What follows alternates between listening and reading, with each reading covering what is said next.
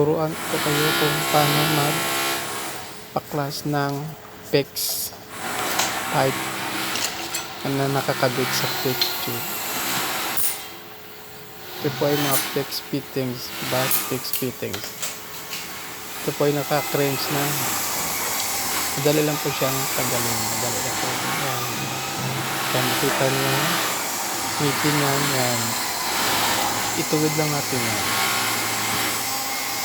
Tapos ituwid. Gamitan natin dyan ng nipix.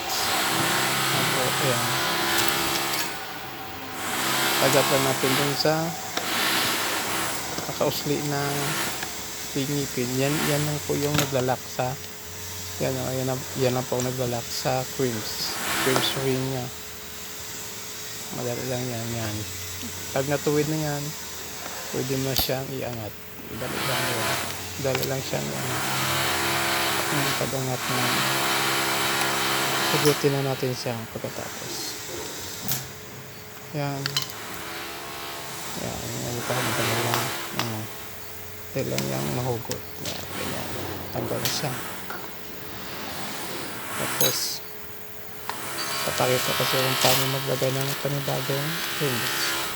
Sa program po siya hindi pa nakakalam at hindi pa gumagamit ng rims, PEX tube at PEX piping. Ganyan po. Actually po dalawang klase yung yan po yung nakagat yung crimps tool natin. Yung crimper natin yun po ang kakagat. Yan. Kakagatan po dyan.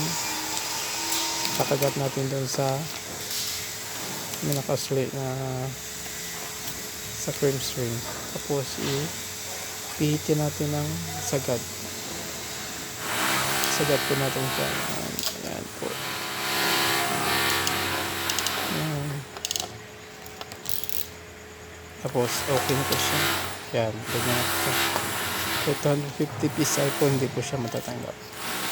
250 or maximum nasa 200. Okay. I'm not sure. Okay ba mga katubo?